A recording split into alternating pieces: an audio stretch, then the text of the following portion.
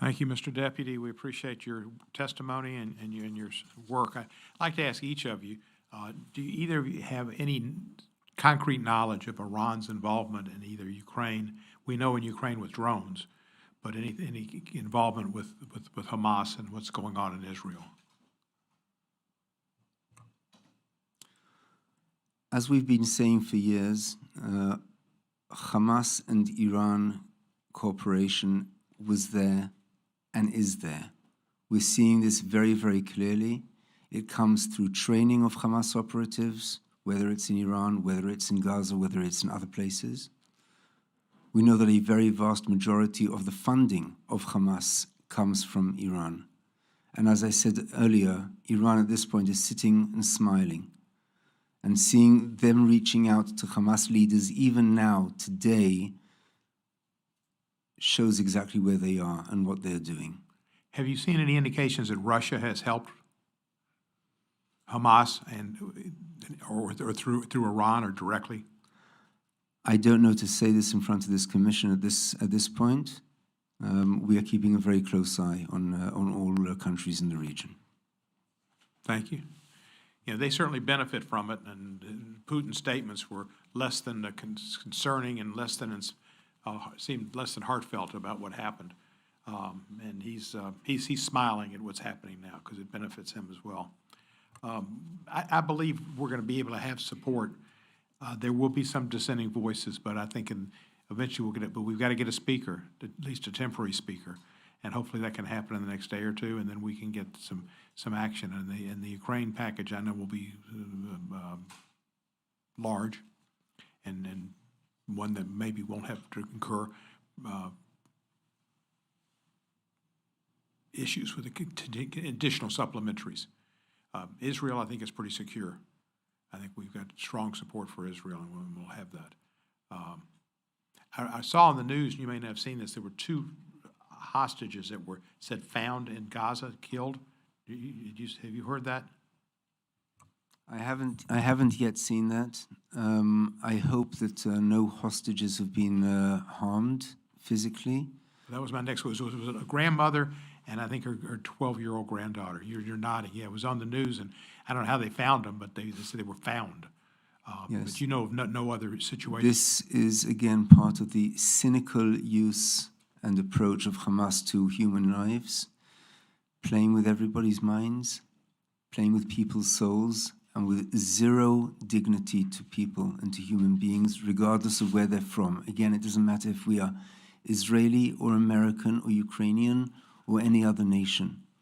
And we are calling, as I said earlier, for the immediate release of every single hostage safely back to their homes. Do you believe Hamas health ministry's statements any more than the ambassador believes Putin's statements? Absolutely not. Yeah, they're both two of a kind. They are two of a kind. It's a lot of lies. Ambassador, we have attempted to get some monies from Putin and from the the oligarchs to help rebuild Ukraine. Do you have any new information about that or concerns? Thank you for this question. Well, first of all, I think it's very just that for all these horrible destructions, which only for one first year of war, the World Bank estimated at 411 billion of just physical destruction, that it has to be compensated and paid by the Russians. So with regard to the Russian oligarchs and everyone who finances this war, supports this war, thank you to Congress. We already have the possibility through the court to confiscate it, and DOJ already has moved forward with one confiscation of Malafeyev's money, 5.4 million, and others. It's going to take time, but I think the major question right now to discuss with all the G7 is a sovereign assets. It's the Russian sovereign assets, which we know that there are at least, in the vicinity of 300 or 400 billion or maybe even more frozen by G7 countries, but not only. As we recently discovered, there is about 200 billion that are frozen in the Euroclear system in Belgium. So I'm very glad that there are more renewed talks right now between the G7 ministers of finance on how to confiscate and how to better use this money even now.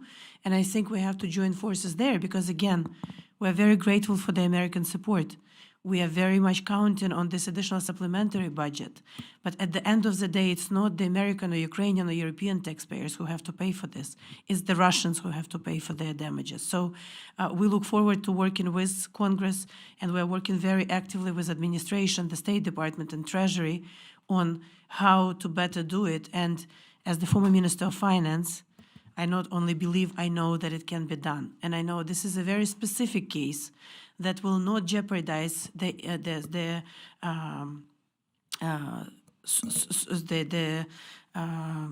untouchability of the sovereign money, which is normal in the normal circumstances. But this is a very specific case of a country that has been condemned by 154 countries in the UN for the illegal aggression. We have in all three major cases the cases against Russia on both aggression and genocide and everything else, and it's only natural and just to use the sovereign assets as well as the private assets of the Putin's oligarchs to compensate and to pay this. I think the House Foreign Affairs Committee had a hearing on a bill to do that yesterday and collect those assets. I was unfortunately couldn't attend. I was with some family members of Israeli victims. I read something today. A gentleman who'd been in Hamas at one time. He's now renounced them. And he said that Hamas is not interested in the Palestinians, uses the Palestinians, and really wants to have an Islamist state across in the Middle East. Do you believe that's accurate, that Hamas is really thinking beyond the sea to the river and really looking across the entire Middle East? So I believe you can hear from an expert on Hamas in a few minutes, far better than I can, maybe, and not be accused of being biased, because sometimes maybe Israelis are considered biased when they talk about these terrorist organizations which are out to kill us. And believe me, we are not biased. Hamas is holding its own people hostage. It has been holding its own population hostage in Gaza since 2007 when they took over. Ask any average Palestinian, any average Gazan who's willing to speak if he's not scared of Hamas coming afterwards and killing him. It's Israel that's been providing economic benefits for Gazans. 20,000 Palestinians from Gaza have been coming daily to work in Israel and bringing food to their families. That's 20,000 families. Make the maths. And this is just one small example of the areas that Israel has been investing in to help the population. Hamas will have nothing of that. Look at their charter of Hamas, which calls for destruction, annihilation of Jews, of Israel, and yes, wants to control everything from the Mediterranean Sea until the Jordan River. That is their aspiration. That is what they want to do, with zero care about civilians, including their own, whom they take as human shields. As we're speaking now, they're firing rockets from underneath hospitals, from underneath schools, from underneath mosques, from within residential areas, putting their own people at risk and sending them to die as well.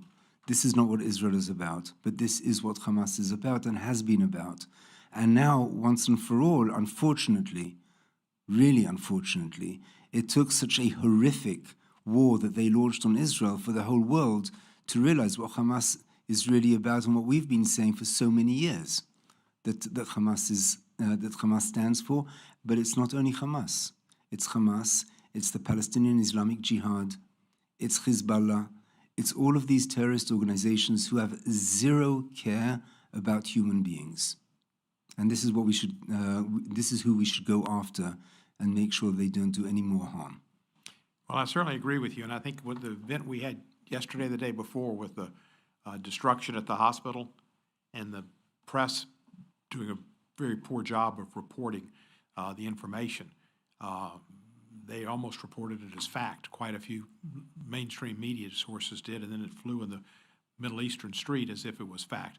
And now we see, of course, that it was not, that there was probably a Palestinian weapon that had gone awry. What do you think there's any way, as you say, Israel would be seen as biased? How could we go about trying to give that information? Do you think there's any ear that might be opened to the argument that it was not an Israeli bomb?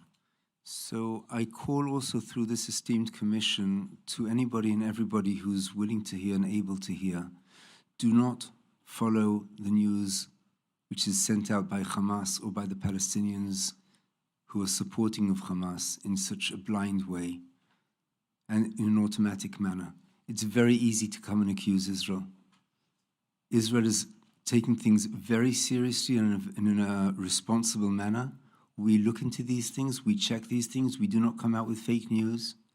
And we came out with very clear evidence that the unfortunate bombing of this hospital in Gaza was conducted by the Palestinian Islamic Jihad, by one of their rockets falling on this hospital. It is not the first time, far from it, of rockets that Hamas and PIJ are launching that fall on Palestinians within Gaza. And the denouncement against Israel from including countries in our region is something which is uncalled for, something which is, as far as we're concerned, intolerable. We've called them out on this. We call on the US to call these countries out on this, and out of following blindly statements that come out by Hamas. Well, thank you. I think we are going to have some more information come out soon from America about the intelligence we had and the knowledge and the reason why it's just reliable information that it was a Palestinian rocket. We need to get that out, and hopefully we can find some ears that are still open, not closed in that area. It would have been stupid for Israel to bomb a hospital. I mean, that's the first thing people would say. Why would they do that? Are they crazy? No, they're not crazy. Hamas is lying. That would have been the more logical thing. But people don't understand that yet. You've been so kind to give us your time. We know you have to be somewhere, Madam Ambassador, and we appreciate your testimony and your time. And, sir, if you'd like to stay, you're welcome to stay. And if not, we understand it and appreciate your attendance, and we'll do everything we can to help. Thank you. I'm going back to our war room at the embassy. Thank you. You're welcome. Second panel, get ready.